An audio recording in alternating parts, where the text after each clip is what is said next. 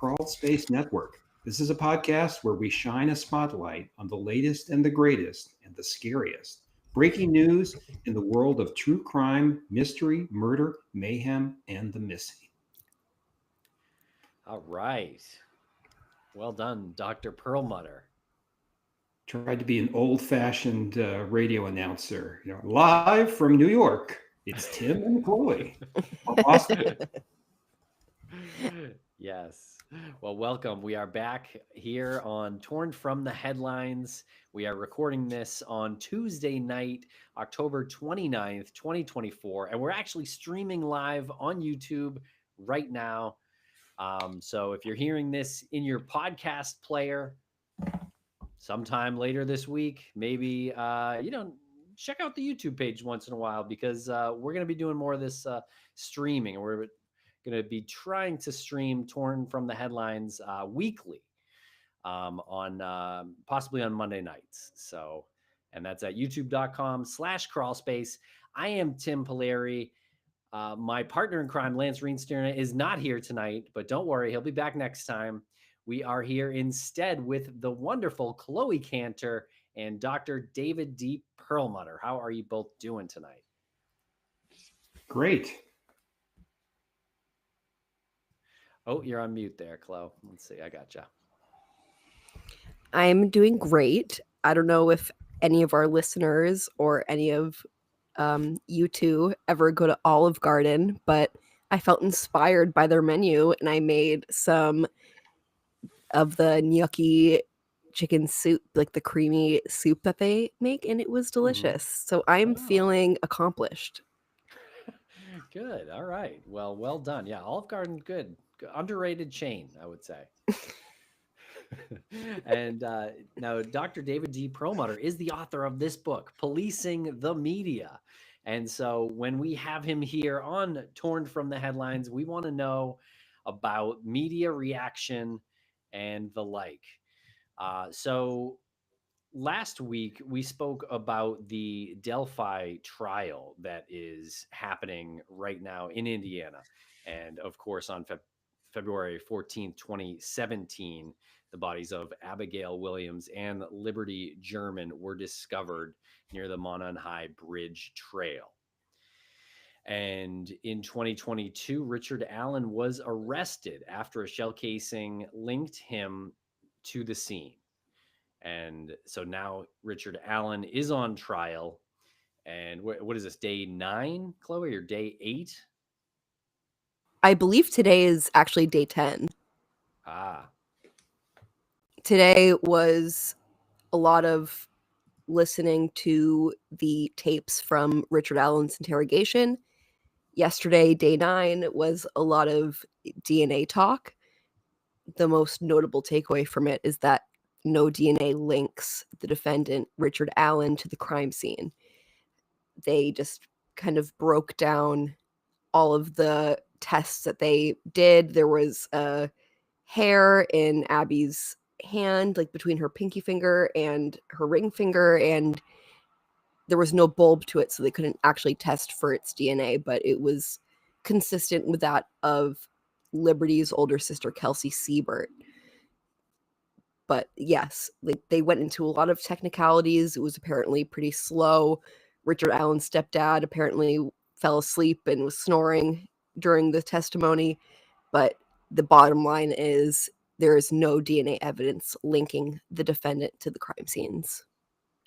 And that is really interesting, because we talked about last time how we shouldn't judge necessarily somebody is guilty from the early headlines about what evidence the prosecution is presenting.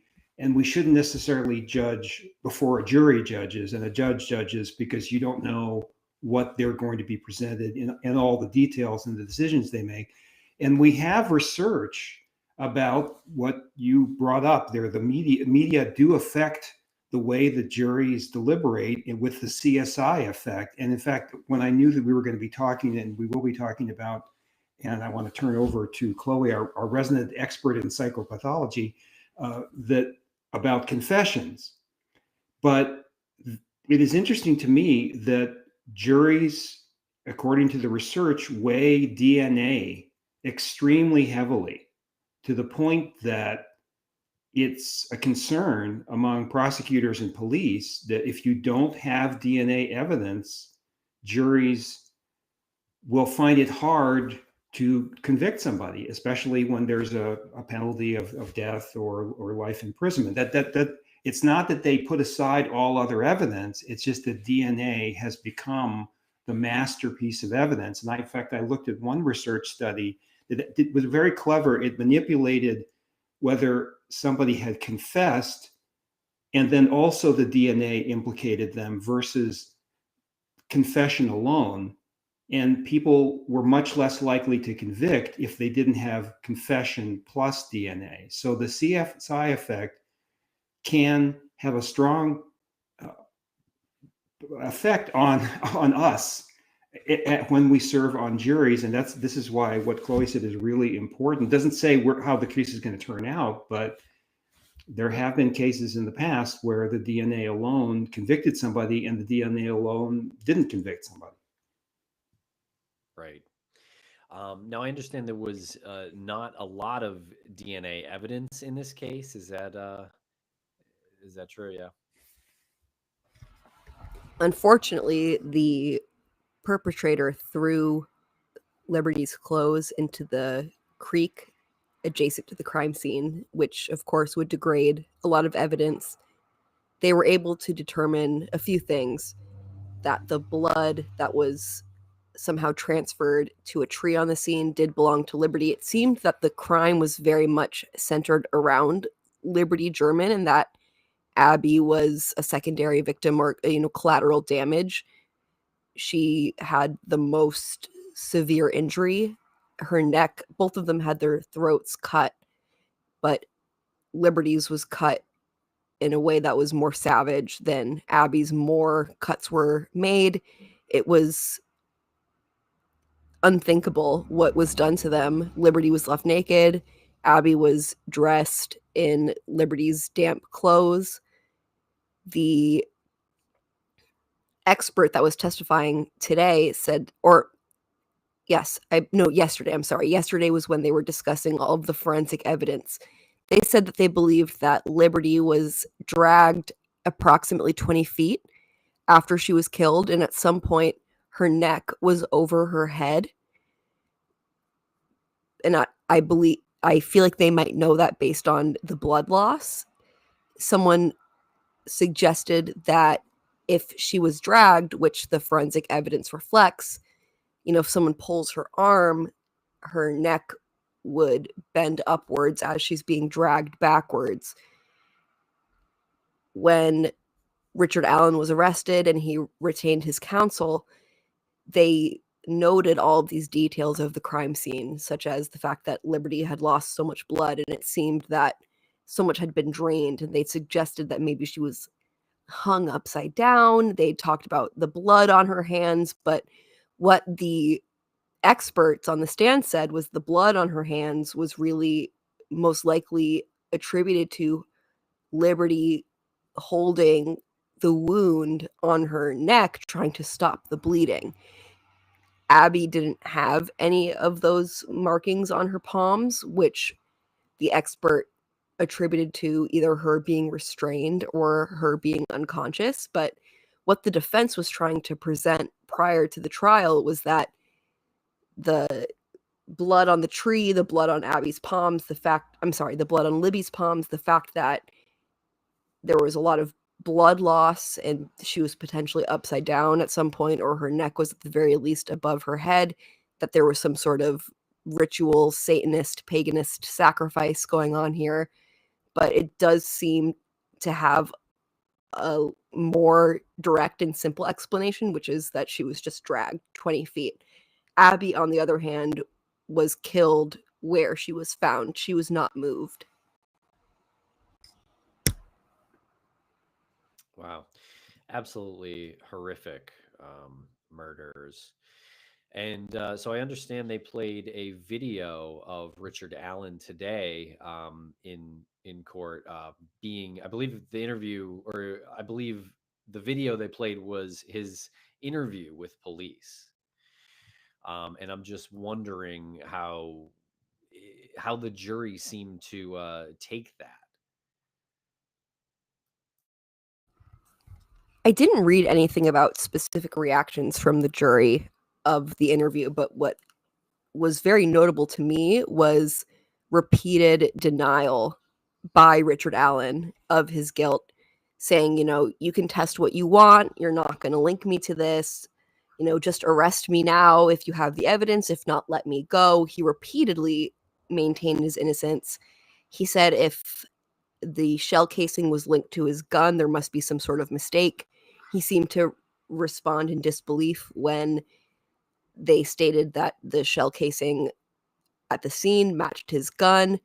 If I were on that jury, I would certainly note that he had, at that point, maintained his innocence. What we, the public, have seen reported in the media is repeated admissions of guilt. So it's interesting to see in the starting days how he seemingly maintained his innocence.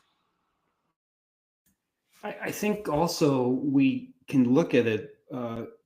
Chloe did an incredible description that I'm sure everybody is just shaking their head. And you think in terms of a jury, you have described crimes committed by an evil monster. I mean, I'm just going to say that, right? And the issue for conviction is that if you learn that these are the facts of the case, any normal human being will say, gosh, whoever did this is an evil monster. And then you have to ask the question, is that evil monster in the courtroom right now? Is that the person that's being presented to me? And, the challenge is in history, there have been hundreds of thousands and millions of evil monsters who, if they were walking down the street, you just think they were an ordinary person and you met them in a business meeting. I mean, there were entire states, during the 20th century and the 21st century devoted to the work of evil monsters, and they were ordinary Germans, or ordinary Russians or whatever. So unfortunately, monsters usually don't sprout horns and flap their wings in the courtroom and say, aha, you caught me. So and on the one hand, you can imagine being the jury there and you're just appalled. You're saying, God, this is just the worst crime ever. But then it creates almost a more difficult challenge for the prosecution because they have to prove that this guy sitting right there, who's not giving off the signs of monstrousness at the moment, maybe there's some other things that were going to be brought in, but certainly when he was initially interviewed, he didn't come off as, you got me, or some leaking signs of monstrousness. Right. Yeah. So how do they prove it? Especially with very little DNA evidence. So what is the prosecution's case based on? The factors of the fact that he self-reported being on that trail that day, the fact that his clothing matched what was captured by Liberty's phone and what eyewitnesses described as the bridge guy that they saw that seemed suspicious and I think at one point had a mask covering his face. The shell casing, which of course the defense is arguing is based on faulty science and isn't definitively linked to the defendant, and the confessions that the defendant made behind bars. And Dave had mentioned earlier the science behind false confessions. And I recall seeing a statistic a few years ago when the Innocence Project really started making waves in the media that the most common source of of wrongful convictions was false confessions. And that when someone is subjected to certain psychological conditions, that they may falsely confess to something, and that memory is prone to suggestion, and that law enforcement has the liberty to be dishonest during an interrogation. They can tell whoever they're interrogating straight up lies about the evidence that they may or may not have. And we didn't see that as far as I read in the Richard Allen trial so far, but it is a tactic that can be used, and I wouldn't be surprised if they did use it here. And there are a lot of conditions that can elicit a false confession, and the fact that this is the most common formula to a false confession, it seems that if the prosecution's case is weighing on this, then I'm concerned about the weight of the prosecution's case. Yeah, I just wanted to read a little bit more background on the psychology of false confessions here. This is from Psychology Today. This author of this article, Ruth S. Johnson, JD, she broke it down into 3 different categories: voluntary false confessions, and they're explained by the internal psychological states or need of the confessor, or by external pressure brought to bear the confessor by someone other than police or someone in authority. Okay, so some kind of voluntary false confession. Apparently, police are more skeptical of voluntary false confessions than confessions induced by police. And it says here that it's just because they don't know where the person's coming from, I guess. There is persuaded false confessions. And that happens when interrogation tactics cause an innocent suspect to doubt his or her memory, and he or she genuinely becomes persuaded, whether temporarily or permanently, and that is more likely than not that he committed the crime despite having no memory of it. Okay, and then the third kind is compliant false confessions. And that is when the person being interviewed gives the confession to avoid a stressful situation, avoid punishment, or to gain a promised or implied reward. So three kind of buckets, I guess, sort of why these things tend to occur. If Allen's was false, what would that even fit into?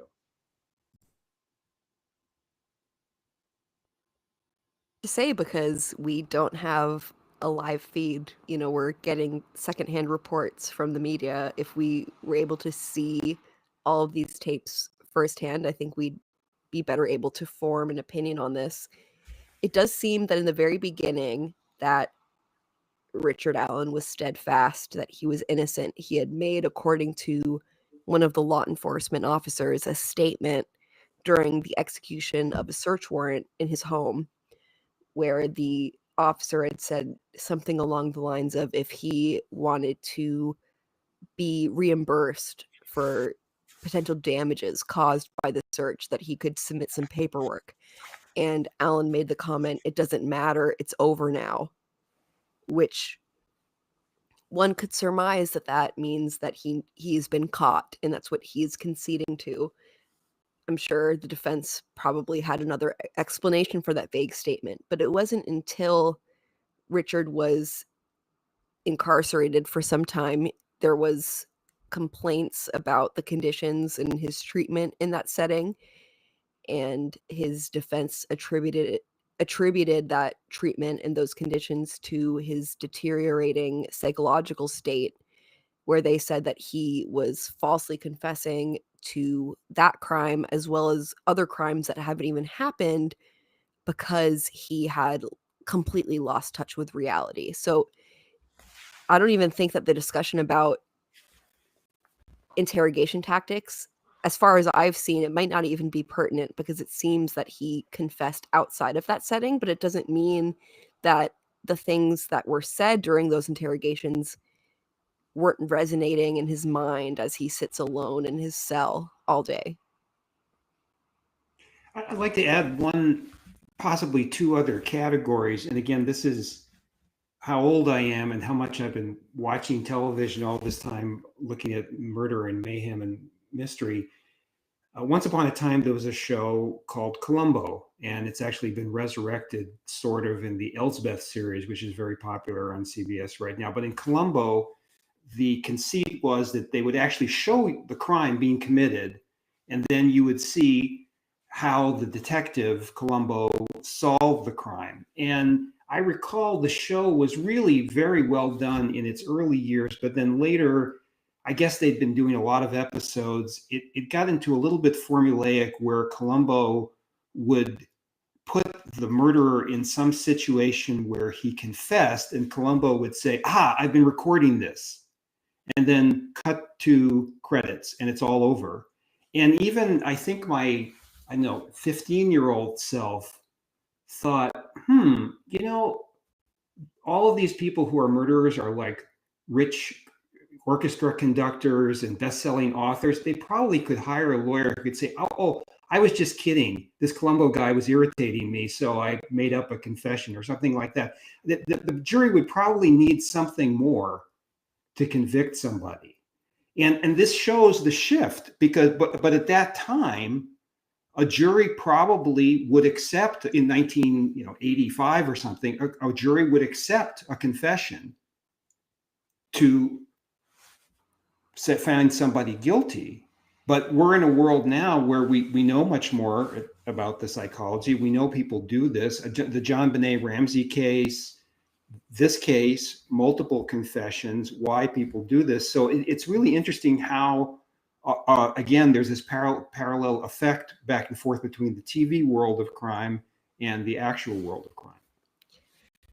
Agreed. And I think, especially like before DNA really emerged and became such a pillar of our prosecution and defense and criminal justice system, I think when you're looking at it as far as common sense goes, like think about it when you're parenting or when you're dealing with a conflict. If someone says they did something, okay, obviously they did it. Why would you say that you did something? But we're not in a forensic setting like an interrogation in a major crime, violent crime, capital murder case like this one, potentially capital murder. Of course, Richard Allen is not being, he's not faced right now with the death penalty, of course, but with stakes that high, we can't possibly relate to that situation. In general, commonly speaking, my daughter probably wouldn't confess to stealing cookies from the cookie jar if she didn't really do it, sure. But if stealing cookies is very different from murdering two preteen or teenage girls.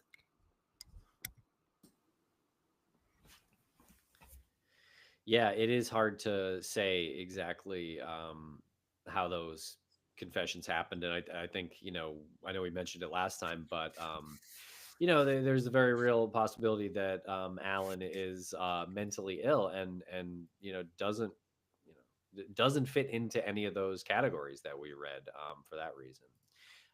Now, what about eyewitness accounts? What stake do eyewitness accounts have in this trial? Just before going into eyewitness, I just wanted to acknowledge just the fact that Richard Allen clearly had mental illness. He was functioning pretty well in that he was able to maintain a job for all of those years. He had gone, I'm not sure if this has been confirmed or if it's just rumor, that he had gone to some treatment facility for alcoholism. But he did say in the interviews, while he was still maintaining his innocence, like, if you think I did this, then just kill me. I've been wanting to die for years now. And if you kill me, then my wife will be able to sue you all for and be set for life, basically, was what he said, which is clearly reflective of someone who has had suicidality for a long time. The fact that he's saying, guilty or not, I don't care if I die. I want to die.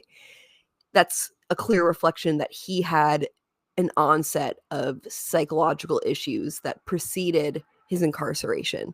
But what you were saying about eyewitness testimony, that's something else that is incredibly unreliable, that while common sense and,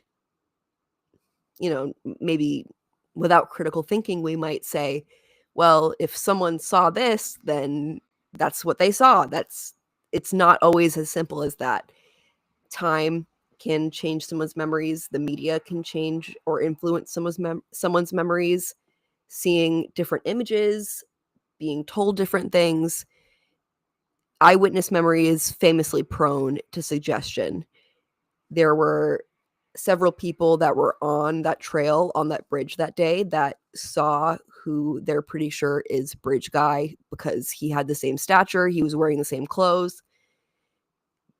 But no one described him as short. And Richard Allen is 5'4". And for a man, most people, if they were to see someone that's, under 5'5" or 5'6", that would be kind of one of the first things that you would say, because it is short for a man to be 5'4", but no one described him as short. And in fact, someone even said he was taller than me, and that witness is 5'7".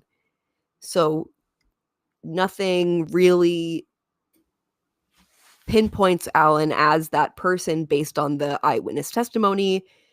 No one pointed to him and said, it was him that I saw on that bridge. But at the same time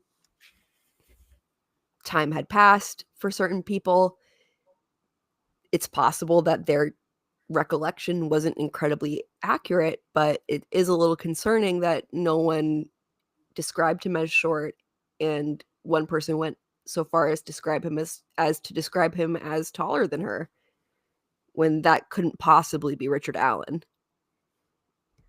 If the person was taller. Wow, really interesting. And now, how close were these eyewitnesses to this suspect? They were walking past each other on a trail. I mean, when you think about times that you've gone hiking and you are going one way and they're going the opposite direction, you say hello, or have a good day, have a good hike. You can't be more than like 3 or 4 feet away from them, right? And you're facing them. I guess so. I don't do much hiking, Chloe, as you know, but sometimes there's trails are a little hilly. Someone could be standing on one side of the trail that is a little more elevated or something like that. Yeah, I think it's another interesting case that we've talked about on Crawl Space in other instances where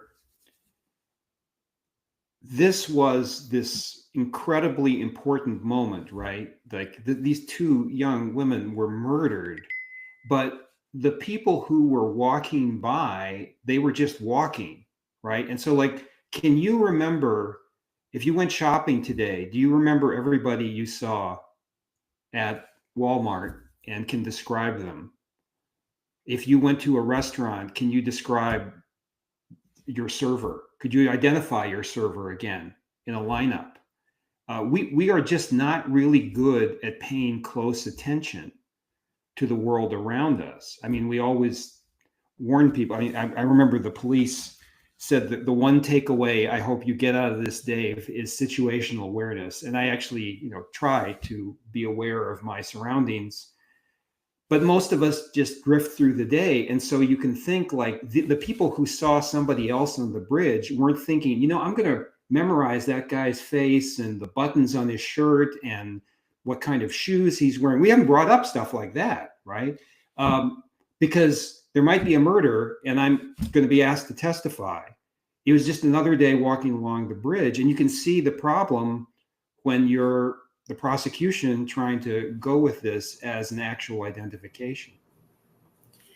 Agreed. And I think Tim's point about differences in elevation and the fact that a lot of these witnesses were kids, that, even an adult in a situation where they're hiking, I have many stories in my past of hiking and saying hello to people. I wouldn't be able to even tell you what they looked like, let alone how tall they were.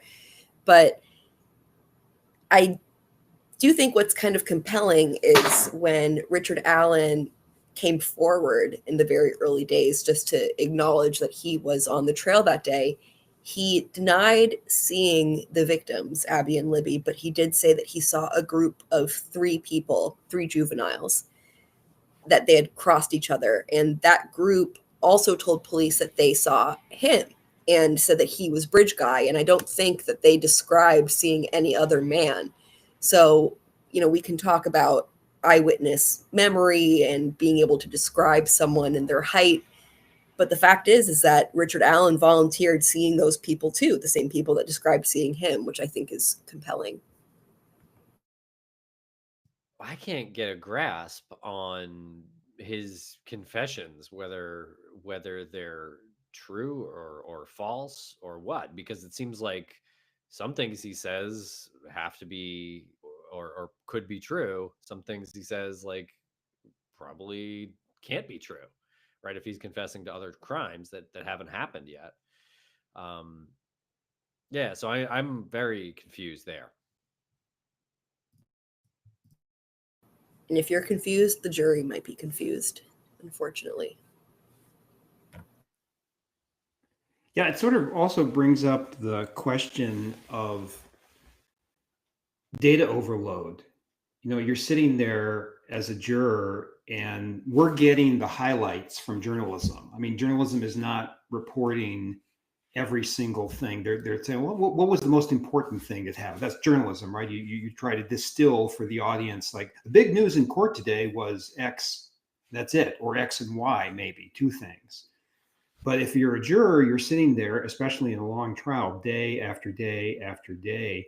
And I remember when I did my research with the police department, I would go to court sometimes, and I was so bored out of my mind sitting there uh, listening to testimony, even when it was a pretty riveting case with high stakes. I mean, again, we've been televisionized, movieized, where you're watching a courtroom show and the big revelation, the screaming, the accusation is distilled for us, because if they actually did 8 hours of arguing over one hair in forensic evidence, everybody would stop watching the show. But then you're there in the jury and you're overwhelmed by this, and you begin to think, yeah, there's reasonable questions, even in a maybe more straightforward case. Well, Chloe, tell us, are there any other highlights or moments from the past few days in trial that you'd like to discuss here? We've certainly glossed over a lot. I don't know if last week if we talked about the autopsy findings at all, but there was a pathologist that testified at the end of last week describing the findings. There was no evidence that the girls were sexually assaulted. Like I said previously, Abby had 1 or 2 wounds to the neck, while Liberty had as many as 5. It's unknown why there was more. I don't know if it was overkill or if maybe Libby was first and the person just was less steady. But it's interesting that there was no evidence of sexual assault, because so often when an adult male kills an adolescent female, that's the motive. When you're looking at murder, you're looking at motive, and oftentimes that's what it is. It's pedophilic desire. That doesn't mean that the killer wasn't motivated by that. It's possible that with the interruption that was described by the prosecution, that maybe he was planning on taking them one way but had to turn around and then improvise, that maybe more would have been done. But at the same time, for people who are sexual sadists, the simple fact of committing the crime of murder is something that's sexually gratifying, even without traditional sexual acts or sexual assaults. So I did find that finding that there was no evidence of sexual assault pretty interesting. I don't understand why one victim was treated so differently from the other. Why, one was dragged and left naked while the other one was treated evidently more gently and with more dignity to be redressed. At some point, Abby was ordered to disrobe or was disrobed, but then was redressed before she was killed, according to the pathologist, in her friend's clothes. So it's curious why there was that difference in treatment, and what that says about the killer and what their motivations or what their or who their primary target was.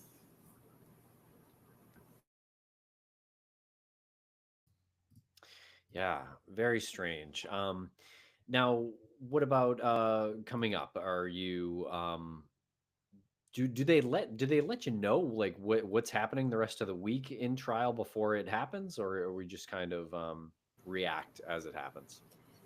From what I've seen online, it seems that either the night before or the morning of, the media will report what is going to be presented that day or that following day.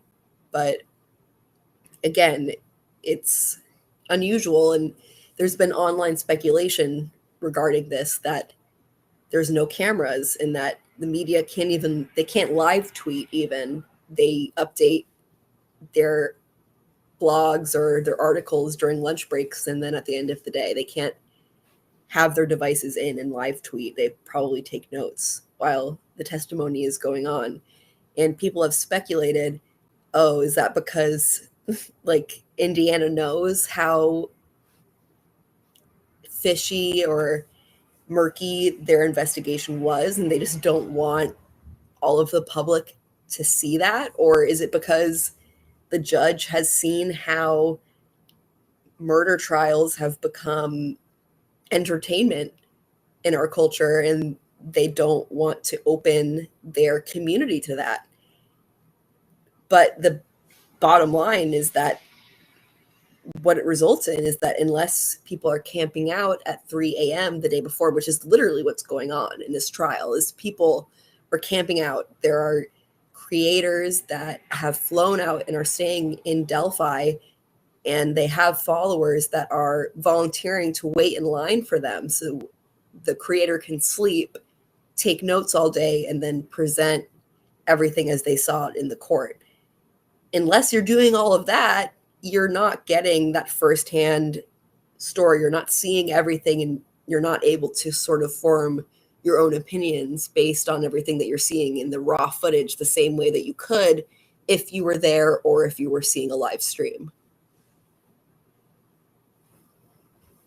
Interesting. Yeah, I wonder the sort of reasoning there, but I wonder if it has something to do with the victims and being so young and just not wanting any bullshit happening when this guy who is very possibly a monster, as described earlier, um, his life is hanging in the balance, and if he is the guy, they gotta get him. For sure. And I totally get the no bullshit thing.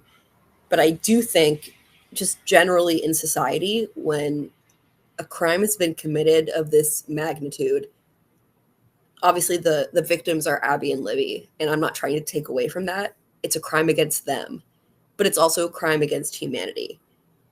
What they did goes against the moral fiber of humanity, of society. It's pretty much everyone can agree on that it is absolutely barbaric and something that never should happen, is the senseless murder of innocent children. And I think when something like this happens, I do think that calls for transparency aren't unwarranted. I think that the public deserves to know what's going on here when something of this magnitude occurs. Yeah, well said there. Okay, well, are there any final thoughts here before we say good night here for this evening? It's complicated. That's just all we can come away from these things. And it's always a reminder about the interplay between sort of our imagination of what crime and justice should be, and then the reality of how it plays out in actual investigations in the courtroom. All of our religious systems are based on the idea of justice. Law codes are as early as civilization. It's this thirst for justice that seems innate when human beings organize to form a society. And it hurts our society when we feel that justice has not been served. and the guilty are not being punished. This is the process, and we should appreciate its complexity. Well said. Okay, thanks for watching and listening, everybody. I know we had some folks in the YouTube. Thanks for checking it out. We'll be back next week here on Torn from the Headlines. Cool.